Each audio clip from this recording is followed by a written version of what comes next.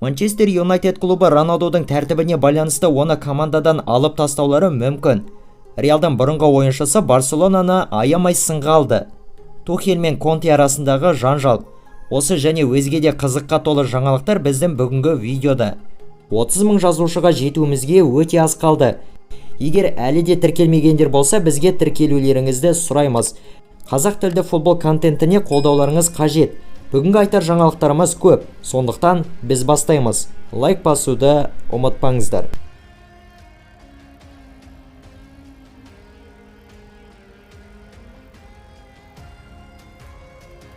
Жартылай қорғаушы Илкай Гюндоган Манчестер Сити командасының су жаңа капитаны атанды. The Telegraph баспасының мәліметіне сәйкес, Ситилік клуб ойыншыларының дауыс бергендері бойынша немістік футболшы көп дауысты жинаған екен. Экс-капитан Фернандиньоның клуб сапынан кеткеніне дейін Илкай Гюндоган вице-капитан болған еді. Ал енді Манчестер Ситидің қазіргі вице-капитаны Кевин Де Брюйне атанып отыр.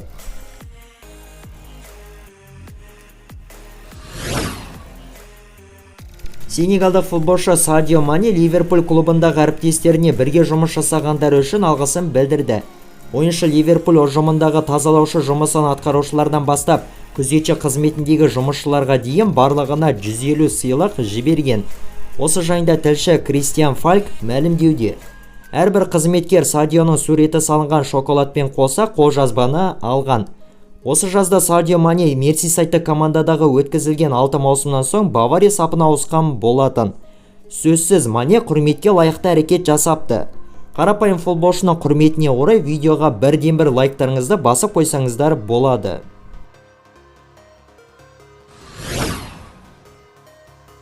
Лондондық Челси мен Тоттенхем командасының жаттықтырушылары Томас Тухель мен Антонио Конте арасында жанжал орын алды. Бұл жайт ағылшын чемпионатының екінші турлық ойыны қарсаңындағы Челси мен Тоттенхем арасындағы матчтан кейін орын алды. Төрешінің финалдық ысқырығынан кейін бапкерлер қол алысып, Тухель Контенің қолын ұзақ жібермей қойды. Осыдан кейін жанжал пайда болып, дереу арашаланып алды. Екі жаттықтырушыға да төреші қызыл қағаз көрсетті.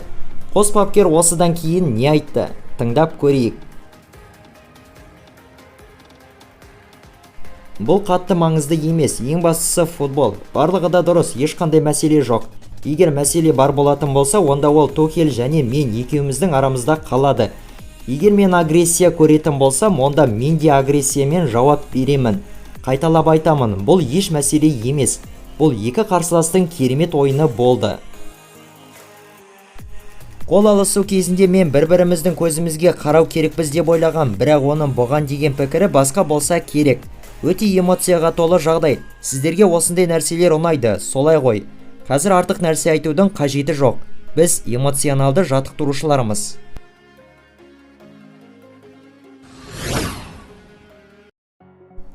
PSG шабуылшысы Килиан Мбаппе Лионель Месси мен Криштиану Роналду арасынан кімге таңдау жасайтынына жауап берді. Бұрында мен әр жыл сайын алтын допты кім жеңіп алады? Роналду ма әлде Месси ме деген сұраққа жауап іздейтін едім. Кімді таңдаймын? Бұл әкең немесе анаң арасынан таңдау жасау секілді. Сен біреуін ғана таңдап қойамайсың. Роналду өзінің көптеген алтын доп жүлделерін 27 жасынан кейін жеңе бастады. Мүмкін мен де бұл жүлдені сәл кейінірек жеңіп алатын шығармын, деп жеткізген екен 23 жастағы француздық футболшы.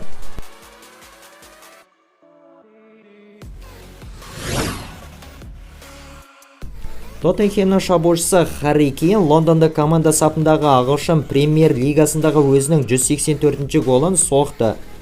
Және ол бұл көрсеткіш бойынша, яғни ағылшын чемпионаты қарсаңында бір ғана клуб үшін соққан голдары бойынша Манчестер Ситидің бұрынғы шабуылшысы Серхио Агуэромен теңесі бірінші орынға шықты.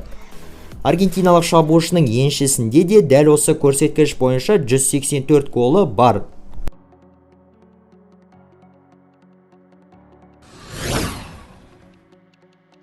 Барселонаның бас жаттықтырушысы Хави Эрнандес әлі де команда құрамын күшейту керектігін айтып өтті. Айтқанымдай, бізге әлі де күшею керек. 31 тамыз күніне дейін әлі де уақыт бар, деп жеткізген екен Хави ESPN баспасына бергендегі сұхбатында.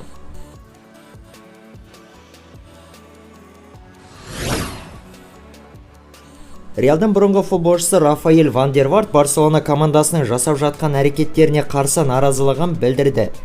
Қалайша Барселона егер оларда ақша болмаса ойыншыларды ала алады. Бұл жай ғана позор. Сонымен қоймай Лапорта өзін патша секілді көрсетуде. Дәл қазір Барселона Де Йонгпен жасап жатқандай футболшыларға ондай қарым-қатынаста қарауға болмайды. Оның жалақысы тым көп пе?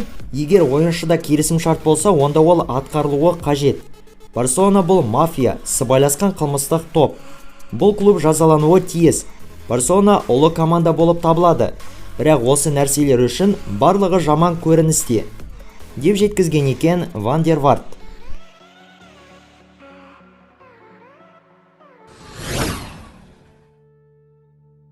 Манчестер Юнайтед клубы португалдық шабуылшы Криштиану Роналдумен келісім шартты бұзып тоқтатулары мүмкін. Бұл туралы ақпаратты Sky Sports басылымы хабарлауда. Баспаның деректеріне сүйенсек, ағылшындық клубтың басшыларының футболшының командаға құрметсіздік танытуы мен тәртібіне көңілдері толмауда. Егер Роналду тәртібін өзгертпесе, онда манкуниандықтар ойыншымен келісімді тоқтатуға дейін барып қалуы мүмкін. Криштиануды Манчестер Юнайтедпен келісім шарты 2023 жылдың жазына дейін жарамды.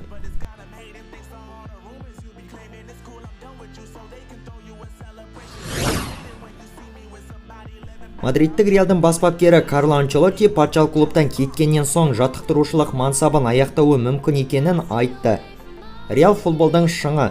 Осындай тәжірибеден кейін мансапты аяқтаудың мәні бар. Уақыт өте келе біраз қозғаушы күштер өзгерді. Біраз жылдар бұрын бастысы техника мен тактикада болған еді.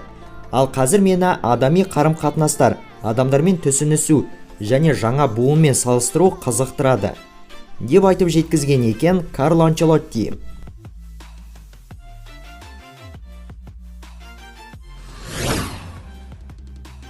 Пари Сен-Жермен клубы аргентиналық шабуылшы Лионель Мессимен келісім шартты ұзартқылары келеді, деп мәлімдеуде L'équipe баспасы. Жақын арада париждіктер 35 жаста ойыншыға 1 жылдық жаңа келісімді ұсынбақшы. Мессидің PSG мен қазіргі келісім мерзімі 2023 жылдың жазына дейін негізделген. Алдында ғана Барселона клубы Мессиді қайтарып алу жағын қарастырып жатыр деп хабарланған болатын. Ал осымен біздің бүгінгі жеткізген футбол жаңалықтары топтамасы аяқталды. Лайк басу, тіркелу және қолдау көрсетулеріңіз маңызды. Ал бүгінге осы, келесіде кездескенше аман сау болыңыздар.